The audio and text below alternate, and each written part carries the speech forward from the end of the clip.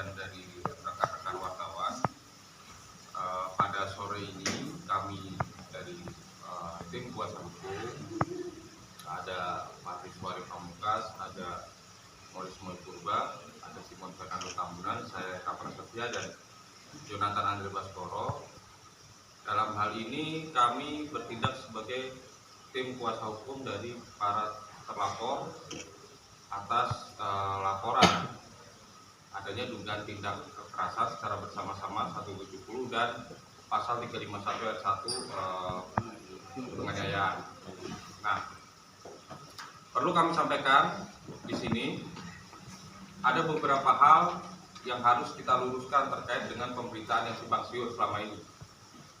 Ya, bahwa sama-sama kita ketahui di sekitar tanggal 20 kemarin ada pemberitaan tentang salah satu rekan jurnalis yang melaporkan klien kami bahwa dia diancam untuk dibunuh, bahwa dia dipaksa untuk minum air seni, bahwa dia disekap. Nah, perlu kami sampaikan bahwa pernyataan berikut itu tidak benar, karena berdasarkan dari hasil pemeriksaan dan berdasarkan dari hasil surat panggilan terhadap klien kami, tidak ada peristiwa itu minum air seni. Jadi kami juga tentunya membutuhkan keberimbangan dan objektivitas dalam penegakan hukum. Artinya kami juga telah melakukan upaya pro justisia terkait dengan pernyataan tersebut yang telah membuat geger seluruh jagat insan pers yang sampai saat ini juga masih menduga bahwa peristiwa itu benar-benar terjadi. Jadi kami di sini menggunakan pro justisia supaya penyidik juga objektif dan melihat perkara ini secara utuh. Ya, melihat perkara ini secara utuh, melihat peristiwa hukum ini secara utuh. Makanya kemarin kami sudah diterima dengan baik di Polres Karawang. Kami melaporkan yang bersangkutan terkait dengan penyebaran berita bohong yang sesuai diatur dalam pasal 14 KUHP. Kira-kira itu, mungkin rekan-rekan yang lain bisa menambahkan nanti, dan apabila ada pertanyaan silahkan. Sedikit menambahin, sebelumnya dari kami minta maaf dulu buat semua rekan-rekan jurnalis, bukan bermaksud untuk menyalahkan, bukan bermaksud untuk mendikte daripada kawan-kawan jurnalis terkait adanya peristiwa yang hari ini sedang viral. Saya paham daripada kawan-kawan jurnalis di beberapa daerah melakukan aksi itu adalah terkait daripada solidaritas, tapi bukan juga menggurui lagi-lagi, bukan juga memaksakan pemahaman kami kepada kawan-kawan jurnalis, tapi kami hari ini hanya hendak memberitahukan fakta sebenar-benarnya daripada peristiwa yang disebutkan oleh rekan-rekan kepada rekan-rekan, yaitu Gusti Septa Gumilar alias Junot. Jadi begini, terkait peristiwa yang disebutkan oleh Gusti Septa Gumilar Junot, disebutkan oleh dia bahwa dia pada tanggal 18 September dini hari diculik, disekap, dirampas kemerdekaannya oleh oknum-oknum ASN, tidak bisa berkomunikasi dengan siapapun, dicekoki minuman keras, dipaksa minum air kencing, baru digebukin lagi. Dari situ kita lihat framing yang coba dirangkai oleh kawan Junot. Sebenarnya tanggal 19 Junot sudah berusaha membuat laporan kepolisian, tapi sepertinya menurut informasi yang kami peroleh itu ditolak. Kenapa? Karena tidak ada bekas luka. Justru sesungguhnya salah satunya katanya, menurut informasi yang kami peroleh berdasarkan foto-foto yang dapat menyebar di media sosial, ada yang namanya Zainal Mustafa. Justru dialah yang lukanya banyak. Tapi kenapa bukan dia yang membuat laporan? Kenapa justru harus Junot? Pertanyaannya kan di situ. Kenapa justru harus Junot? Sebenarnya disitulah rangkaian cerita ini dimulai. ketika memilih korbannya adalah Junot, bukan kepada Zainal. Junot adalah seorang wartawan, seorang jurnalis. Tentu akan gampang digiring disebutkan sebagai penghalang-halangan kepada kemerdekaan wartawan atau jurnalis. Itu dulu yang pertama ditarik. Simpati daripada solidaritas kawan-kawannya. Saya nggak mau bilang mengartikan itu bagaimana, tapi itulah yang dipilih. Kalau hendak membuat laporan pro justisia, tentu yang lukanya lebih nyata. Zainal ada, fotonya jelas terpampang di mana-mana. Sebelah mana itu, sebelah sini, yang pernah juga salah pesan korban kalau nggak salah itu. Gitu. Artinya dia pilih figur wartawannya. Jadi wartawannya itu dipilih. Terus kemudian dihembuskan framing soal apa? Penyekapan. Pertama-tama memang cukup sangat dramatis, sangat wow. Ketika dia berpelukan, terus kemudian menyebutkan jam 12 malam saya tidak tahu apa-apa lagi. Faktanya jam 12 malam dia masih komunikasi dengan salah satu rekannya dan kita punya rekaman chatnya. Kita punya, dia baru makan mie ayam. Gitu loh. Terus kemudian dia katanya di situ dipaksa minum air kencing. Puncaknya di situ.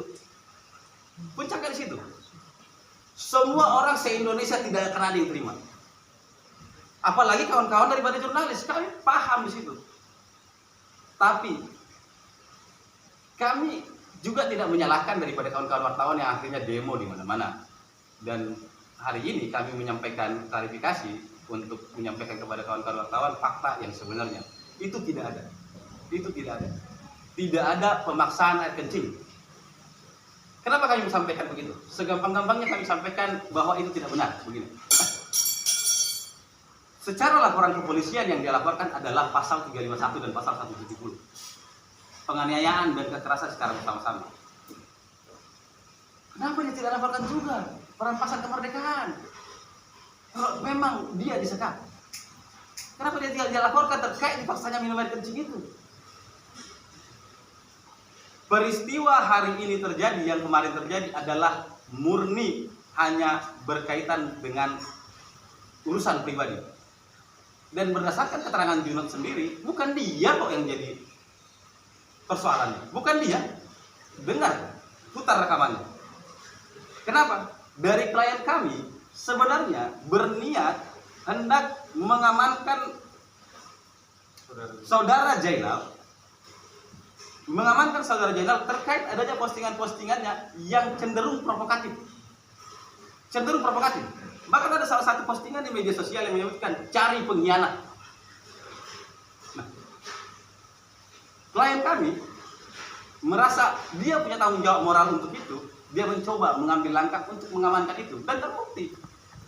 Klien kami tujuannya hanya untuk meminta dibuatkan surat pernyataan supaya ini tenang. Ada pernyataan daripada Zainal minta maaf terkait postingannya. Ada. Gitu.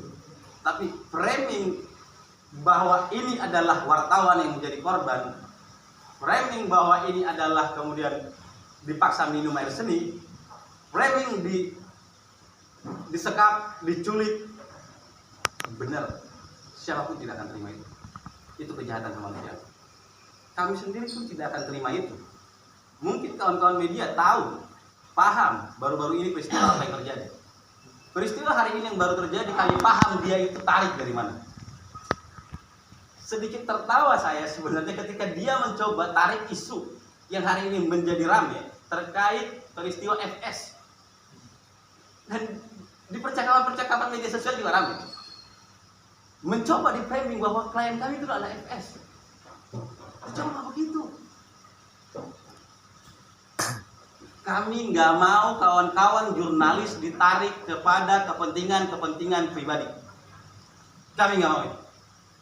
Sebelumnya kami nggak pernah mau untuk komentar. Tapi melihat semakin bergulir kemana-mana, kami tidak mau kawan-kawan jurnalis dimanfaatkan oleh orang-orang yang tak bertanggung jawab. Makanya Kami juga hari ini kemarin sudah mengambil langkah pro justisia seperti yang disampaikan oleh rekan saya Eka Prasetya. Apa itu? Ya, yakni membuat pelaporan terkait pemberitaan yang menyebabkan keonaran. Yang bertujuan untuk menyebabkan keonaran. Apakah sudah onar? Apakah sudah terjadi keonaran? Sudah. Pemda sudah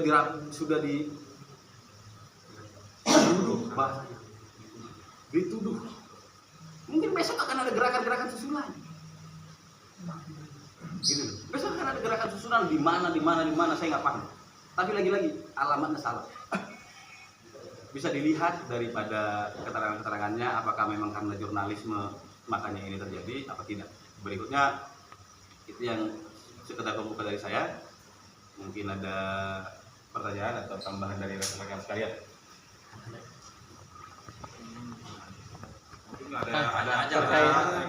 Terkait yang laporan ITE itu baru per hari kapan, Kang? Ya, itu berita bohong bukan. Oh, berita bohong ya maksudnya. Itu kita bikin LP-nya kemarin pada saat kami diperiksa sebagai saksi. Di situ kita baru tahu untuk apa kami diperiksa jadi saksi. Penyidik menjelaskan bahwa pemeriksaan saksi itu adalah pasalnya 170 dan 351. Ya kan? Bukan ada pasal penyekapan, bukan ada pasal penculikan. Nah, di situ berarti terkait dengan pernyataan-pernyataan tersebut bagaimana pertanggungjawabannya. Nah, itu yang pertama. Yang harus jadi catatan lagi, selalu dalam setiap kejahatan itu pasti ada namanya motif. Dalam setiap klarifikasi si terlapor, dalam setiap kali dia melakukan klarifikasi, adakah yang menyebutkan latar belakang dari peristiwa? Jadi kasus ini dipotong-potong part per part bagian yang sadistik, framing tadi. Makanya mungkin saatnya kami untuk berbicara supaya ada objektivitas dan keberimbangan pemberitaan. Walaupun sebenarnya udah telat karena sudah ada aksi-aksi di seluruh Indonesia terkait dengan itu. Tapi terkait peristiwa utuhnya, tolong mungkin bisa di cross check juga. Apakah dia menjelaskan peristiwa awalnya bagaimana sehingga dia mendapat perlakuan seperti yang dia nyatakan pada tanggal 18 ya, kalau nggak salah. Nah, di situ. Ada lagi? Klien abang ini berarti berapa orang? Atau cukup di A atau yang lain? Nah, ada empat. Bahkan kami kemarin datang dan kami diperiksa sampai jam 5 pagi. Klien kami diperiksa sampai jam 5 pagi, disambung jam 8 pagi tadi, baru selesai jam 4. Dan efek dari masifnya pemberitaan yang tidak berimbang ini tadi, makanya kami juga sudah harus saatnya kami berbicara, karena AA kondisinya terganggu psikologisnya dan kesehatannya. Yang kedua, kondisi dari anaknya. Kita tahu bahwa klien kami ini seorang single parent, di mana anaknya zaman sekarang dia juga sudah bisa pegang gadget. Kalau melihat pemberitaan-pemberitaan seperti itu, mungkin ya kita harus pahami, dan kami akan melakukan permohonan pendampingan juga untuk keluarga dari klien kami di KPAI untuk diperiksa apakah dengan pemberitaan yang masih begini kondisinya baik-baik saja atau tidak. Jadi di sini kami menegaskan sekali lagi bahwa peristiwa penyekapan, peristiwa pemaksaan air seni, minum air seni itu tidak ada. Yang sebenarnya terjadi apa itu, Bang? Saat malam kejadian itu. Nah, jadi apa sih sebenarnya yang sedang terjadi? Pada saat itu ada launching hari itu, dan ada beberapa postingan yang memprovokasi. Akhirnya beberapa orang terprovokasi terkait postingannya Zainab. Nah, klien kami sebagai orang yang merasa punya tanggung jawab untuk meredakan situasi, akhirnya meminta gitu nih. Balik dia kembali dari, kalau nggak salah dari rumah dinas ke lokasi. Di situ sudah ada yang namanya junot. Jadi sudah ada junot dulu. Itu yang harus pertama dulu. Jadi bukan klien kami dulu baru ada junot gitu nih. Jadi sudah ada junot di situ, baru ditanya. Entah bagaimana cara komunikasinya, entah bisa jadi Bang, D, atau langsung panggil nama, saya nggak paham. Jainal di mana? Kan gitu. Kenapa? Karena ini sudah sangat sudah nggak bisa terkontrol lagi. Kira-kira begitu. Junot sendirilah yang menawarkan. Junot sendirilah yang menawarkan untuk berangkat menjemput Jainal. Gitu dia. Memang beberapa insiden mungkin ada di situ, tapi bukan oleh klien kami. Bukan oleh klien kami. Bahkan bukan sepengetahuan atau seizin klien kami. Tidak ada. Kenapa? Karena ada banyak orang di situ. Orang-orang yang berada pada komando daripada Pak Ang, atau misalnya sebagai rekan kerja, teman, kolega, itu tidak ada yang melakukan perbuatan melawan hukum kepada Junot ataupun Jainal. Tidak ada. Tapi mungkin ada yang dilakukan oleh orang-orang lain. Kenapa? Karena tadi sudah terprovokasi. Saya nggak etis juga menyebutkan siapa sih sebenarnya nama yang melakukan itu. Kan gitu nih kira-kira. Jadi kira-kira itu sih sebenarnya yang terjadi. Sampai akhirnya mana si Jainal? Jainal terkait postingannya sudah menyatakan permohonan maaf. Gitu kira-kira. Jadi tujuannya semata hanya untuk itu. Tidak ada yang lain. Tidak ada berbicara soal mutasi, tidak ada berbicara soal rangkap jabatan, tidak ada itu. Gitu loh. Jadi itulah yang digiring kawan-kawan. Kawan-kawan ini kan digiring ke arah situ. Nggak ada kaitannya dengan itu. Gitu loh. Jadi itu yang terjadi waktu itu, singkatnya begitu kami bisa sampaikan. Nah, ada sedikit sama mungkin yang perlu juga dari kami sampaikan begitu. Hari ini saya mau titip pesan buat kawan-kawan di kepolisian. Beberapa waktu belakangan ini hukum terlihat tidak berwibawa oleh tekanan publik. Saya nggak mau itu terjadi di Karawang. Lakukan secara normatif. Kami sudah melakukan laporan, periksa sebenar-benarnya, periksa ketika kami dilaporkan dengan cara-cara yang ditentukan oleh hukum acara. Kira-kira begitu. Dan tetap kami sampaikan terima kasih kepada kawan-kawan di kepolisian yang hari ini mungkin sudah lelah memeriksa ini, tapi tetap kami sampaikan untuk tetap bisa konsisten dalam tracknya. Jadi kita bisa kami sampaikan. Bang, berarti itu yang ada framing pemaksaan untuk minum air seni itu seperti apa tadi? Itu tidak ada. Tidak ada.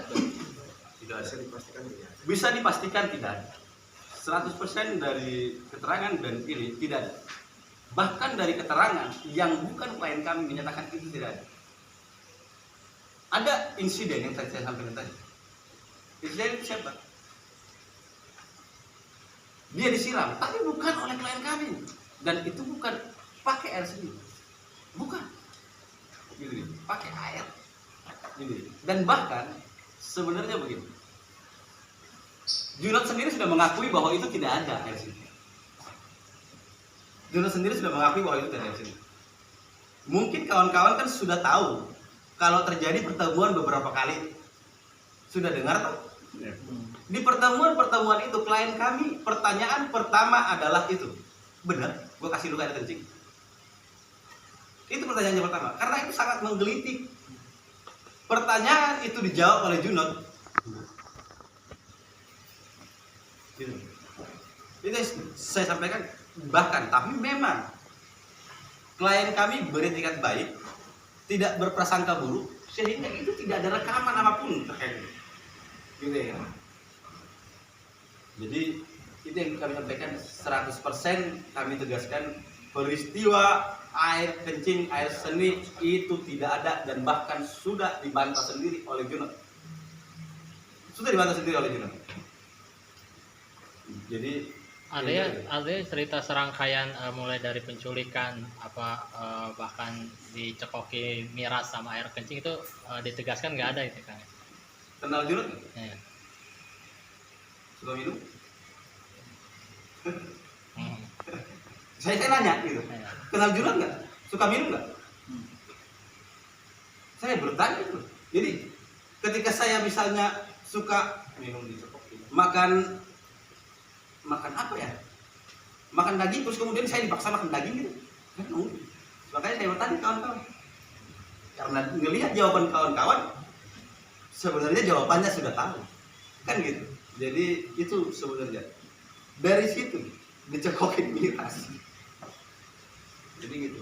Terus Bang, Kawan-kawan lebih kenal. Bang ada beberapa rangkaian dipotong-potong. Nah, akhirnya kan dia Itu yang kami laporkan. Kenapa dia tidak tempuh pro justisia? Kenapa dia tidak lapor? Gitu loh. Apakah hanya sekedar memancing? Apakah tujuannya memang menghasut? Kami meyakini. Kira-kira begitu. Makanya akhirnya membuat laporan itu. Jadi tujuannya utamanya hari ini kami buat ini adalah membantu kawan-kawan kepolisian juga demi kondusivitas Karawang pada khususnya sebenarnya Indonesia pada umumnya. Kira-kira begitu mungkin akan tambah ini. Bang Jenal kan terluka di kepala. Nah iya, gini nih Pak. Ada 2 orang korban. Satu ketika coba bikin laporan, itu namanya Junot, dia tidak visum sehingga laporannya ditolak dulu sementara, bahasanya lah begitu saya. Kenapa? Karena hari kemudian diterima. Kenapa yang tidak luka nyata langsung jadi pelapor? Apa mungkin? Itu pertanyaan saya nih. Apa mungkin memang Junot dipilih untuk membuat laporan karena dia punya berbeda dong ketika saya yang kemudian jadi korban. Agak sulit rasanya saya percaya kawan-kawan pemain bola datang untuk membela saya selain daripada kawan-kawan advokat. Kan gitu ya kira. Ketika misalnya yang menjadi korban itu adalah pemain layangan, yang akan solidaritas adalah pemain layangan. Ketika yang menjadi korban adalah wartawan, kawan-kawan wartawan solidaritasnya akan membumi luar biasa.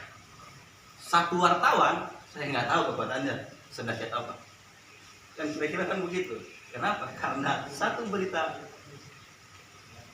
efeknya dahsyat. Sudah status lain? Mungkin akan dijelaskan sama ini status klien kita yang sebanyak 4 orang. 4 orang itu masih sebatas saksi dan baru siang tadi kita selesai diperiksa sebagai saksi. Bisa kita pastikan masih sebagai saksi. Kawan-kawan, perlu diketahui kenapa kami baru melaporkan sekarang terkait hal tersebut. Karena pada awalnya kami tidak ingin menimbulkan masalah ini jadi semakin sengkarut. Artinya kami melihat peristiwa dulu ini secara utuh. Jadi objektifnya, memang itu klien kami, tapi kami juga akan berusaha objektif. Apakah betul klien kami melakukan itu? Nah, ternyata dalam prosesnya itu tidak ada. Bahkan sudah ditolak sendiri oleh yang melakukan pernyataan tadi. Makanya kami bikin laporan sekarang. Bukan untuk sengaja digulirkan, justru kalau dari awal kami juga langsung main menanggapi framing atau isu ini dengan pembelaan diri itu akan menimbulkan sengkarut. Jadi upaya pro justisia itulah kuncinya. Upaya hukum itulah kuncinya. Tapi semakin ke sini bukan upaya hukum yang tercipta sekarang adalah pengadilan sebelum pengadilan. Bahwa klien kami ini adalah penjahat, bahwa klien kami ini adalah tukang culik, arogan, kan seperti itu. Mau sekeras apapun kami mencoba untuk klarifikasi atau kita tidak tempuh upaya pro justisia, itu sudah melekat dan sudah tersiar kemana-mana. Hanya kami perlu bikin itu setelah kami meyakini bahwa memang peristiwa itu tidak ada. Termasuk ada pengakuan dari pelapor. Iya. Ya, jadi pada kesempatan di sore hari yang baik ini yang ingin kami sampaikan kepada publik, kami itu ingin menyampaikan yang sebenar-benarnya, yang seterang-terangnya, agar tidak ada lagi kegaduhan dan keonaran di tengah-tengah masyarakat. Itu tujuan kami menyampaikan pada sore hari ini.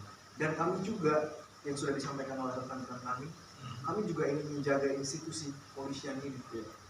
Maka dari itu, ayo kita tempuh langkah prosedur yang betul. Kita jalankan secara objektif. Kita juga mendukung. Kita ini sayang dan kita juga jagain teman-teman wartawan ini yang selalu ada terdepan untuk republik ini.